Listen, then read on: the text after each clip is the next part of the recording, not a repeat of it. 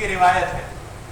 اس حدیث کو مفہوم اور خلاصے کے طور پر میں اپنے انداز میں اس طرح کہا کرتا ہوں کہ اللہ تبارک و تعالی حاجی کو قیامت کے میدان میں اپنے دربار میں بلائیں گے اور فرمائیں گے اے میرے بندے تو نے میرے گھر کا حج کیا؟ کہاں اللہ آپ کے گھر کا حج کیا. تو نے عرفات بھی حاضری دی؟ ہاں اللہ میں نے عرفات بھی حاضری دی. تو نے طواف زیارت بھی کیا؟ ہاں اللہ طواف زیارت بھی کیا. اللہ فرمائیں گے آج ساری اولاد آدم کو ہم بتائیں گے کہ تیرا مقام و مرتبہ ہماری نگاہ میں کتنا بلند ہے. اللہ اس حاجی سے فرمائیں گے یہ صف نظر آتی ہے؟ وہ مڑ کر اس صف کی طرف دیکھے گا, کہے گا اللہ کیا مسئلہ ہے؟ یہ صف تو میں دیکھ رہا ہوں سارے میرے رشتہ دار ہیں, سارا میرا خاندان ہے. آپ فرمائیں گے ہاں یہ سارے تیرے رشتہ داروں کی صف ہے اور ان کے لیے ہماری طرف سے جہنم کا فیصلہ ہوا ہے.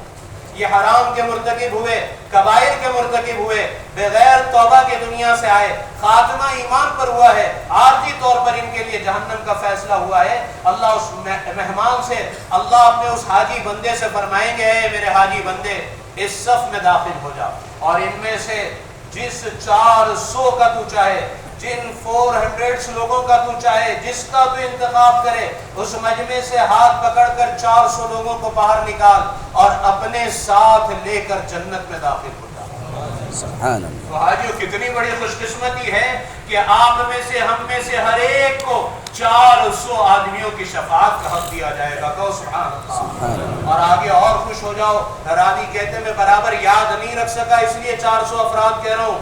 مجھے ایسا یاد پڑ رہا ہے کہ آقا علیہ الصلوۃ والسلام نے 400 خاندان ارشاد فرمائے تھے, 400 گھرانے ارشاد فرمائے تھے. اگر سرکار نے 400 گھرانے ارشاد فرمائے, آپ اندازہ لگا دو کہ ایک حاجی کو کس قدر لوگوں کی شفاعت کا حق دیا جائے گا. بخاری اور مسلم کی دوسری روایت میں آپ نے ارشاد فرمایا الحج المبرور لیس له جزاء الا الجنہ.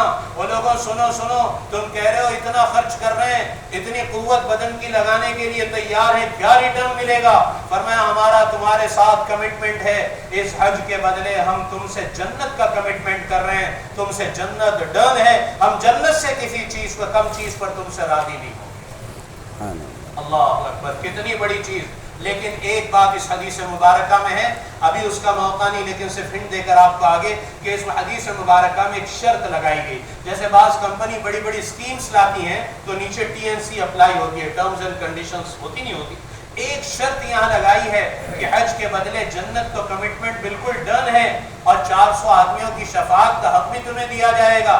لیکن یاد رکھو کہ ایک شرط کے ساتھ, اور وہ شرط یہ ہے کہ حج پر یہ کمٹمنٹ نہیں ہے بلکہ الحج المبرور, اس حج پر کمٹمنٹ ہے جو مبرور ہو, قبولیت والا حج.